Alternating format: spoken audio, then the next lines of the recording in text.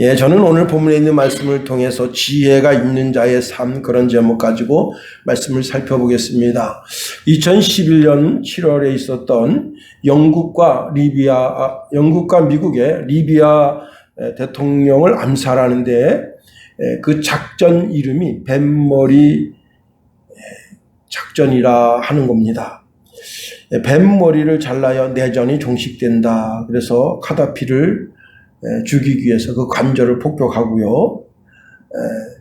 그렇게 작전을 시작한 지 4개월이 지나서 10월에 이제 반군들을 사살하고 그렇게 작전을 폈다고 합니다.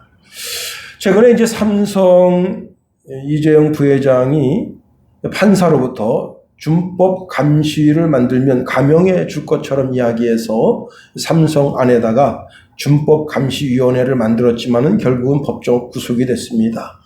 1월 30일 날 페북에 떠오른 뉴스를 보니까 대통령이 삼성 안에 중국 사람을 감사로 앉혀라 했는데 그 조건을 이재용이가 거부했다 하는 겁니다. 여러분, 감사로 그 자리에 앉아있으면 어떻게 되겠어요? 삼성의 중요한 자료를 다 볼 수가 있고 그 자료를 유출할 수가 있게 되는 겁니다. 그 황금보다도 더 귀한 자료가 유출되게 되면 삼성이 무너지게 되는 겁니다. 우리가 나라를 위해서도 기도해야 하지만 기업을 위해서도 기도해야 하겠습니다. 오늘 산발랏은요, 느헤미야가 예루살렘 총독으로 오는 것에 대해서 아주 깊은 두려움이 그 속에 있었습니다. 그래서 그는 자기 자신과 그리고 도비아가 힘을 합쳐서 성벽 재건하는 일을 막기에 나선 겁니다. 자, 성벽이 재건되면 예루살렘에 큰 부흥이 있을 것 같아서 그것 때문에 근심하고 염려한 겁니다. 그래서 이제 느헤미야를 죽이기로 마음에 작정한 겁니다. 뱀머리 작전이죠. 느헤미야만 죽이면 모든 것이 허사가 된다 하는 겁니다. 주전 586년 예루살렘이 멸망을 당했습니다. 그때 성벽이 허물어지고 성문은 불탔습니다. 그리고 123년이 지났습니다. 이제 당시 느헤미야는요, 페르시아에 술 맡은 관원장으로 있었어요. 그리고 그때 당시에 예루살렘에서 잡혀온 어떤 한 사람의 이야기를 들으니까 그 지방에는 예루살렘이죠, 큰 환난과 능욕이 있었고 예루살렘 성은 허물어졌고 성벽은 불탔습니다 라는 소리를 듣게 되니까 느헤미야가 너무 낙심하게 됐습니다. 그래서 그 자리에 앉아서 수일 동안 울었습니다. 금식하면서 하나님께 매달려 기도했습니다. 그리고 이제는 자기가 왕 앞에 술을 드리는 그런 차례가 되어서 왕 앞에 나아갑니다. 그때 당시에 왕이 아닥사스다 왕인데 그 왕이 느헤미야의 얼굴을 보니까 얼굴 속에 수심이 가득해요. 사람 얼굴이 그 마음을 드러내는 거잖아요. 그 사람이 그 마음속에 기쁨이 있어 보세요. 기쁨이 확 피어나잖아요. 그 사람 속에 근심이 있어 보세요. 그 근심이 막 얼굴로 드러나잖아요. 얼굴은 그 사람의 심령을 보여주는 가장 완벽한 사인인 겁니다. 그래서 왕이 물었어요. 내가 병이 없는데 어찌하여 얼굴에 수심이 가득하냐? 이는 필경 내 마음에 큰 근심이 있구나. 그렇게 물어보았습니다. 그때 느헤미야가 내 조상들의 묘실이 있는 성읍이 이제까지 황폐하고 성문이 불탔습니다. 그러니 내가 어찌 근심하지 않았겠어요?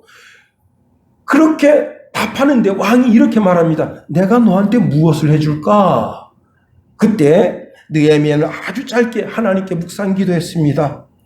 그리고는 왕에게 답하기를, 왕이 만일 좋게 여기시고 종이 왕의 목전에서 은혜를 얻어싸우면 나를 유다 땅 나의 조상들의 묘실이 있는 성읍에 보내어 그 성을, 성벽과 그리고 성문을 건축하는데 저를 좀 보내주십시오 했습니다. 그때 당시에 왕 옆에는 왕후가 앉아 있는데 자기가 너그러운 왕이고 호의를 베푸는 그런 왕이라고 하는 것을 왕후에게 보여주고 싶잖아요. 그래서 약간 우쭐한 마음에 느헤미야의 모든 소원을 들어주는데, 그가 이제 여러 부족 국가를 거쳐서 예루살렘으로 가야 되는데 그 부족 국가들을 다 총독들이 다스리니까 총독들에게 이제 협조할 수 있는 그런 협조문과 또 여러 가지 목재들도 필요하고 많은 것들이 필요하잖아요. 그런 것을 도울 수 있는 그런 협조문을 가지고 그리고는 예루살렘에 가게 됩니다. 여러분, 사람이요, 집 하나 짓는 것도 쉽지 않아요. 집 하나 짓는 것도 그것도 여러 날, 아주 여러 달 깊이 생각하고 땅은 어디로 할 것이며 또 그 다음에 벽은 무엇으로 할 것이며 재료는 무엇으로 할 것이며 심사숙고하고 또 그렇게 해야 집 하나가 지어지는 거예요. 여러분, 기획도시라는 게 있잖아요. 우리가 일산, 고양시 그 일산 거기는 기획도시잖아요. 그 기획도시를 하나 하는 것도 장관이 계획하고 또 계획하고 그렇게 해야만 그 기획도시가 설 수 있게 되는 겁니다. 그런데 그 짧은 기간 동안에 가서 성벽을 세우고 성문을 단다? 이건 쉽지 않은 거예요. 자, 예루살렘에 있는 사람들은 이제 70년 포로 생활하고 돌아와 정착하고 살지만 예루살렘 성벽을 재건하려고 하는 마음도 없고 성문을 달고 싶은 그런 마음도 전혀 없습니다. 그냥 그럭저럭 살아가는 거예요. 그러려니 하고 살아가는 거예요. 이들은 완전히 시장 잡배와 같아요. 어떤 조직 체계도 없고 그냥 뭐 이 민족이 와서 집적되면 집적당하고 저 민족이 와서 집적되면 집적당하고. 여러분, 집에 울타리가 없다고 하는 것이 얼마나 불안합니까? 응?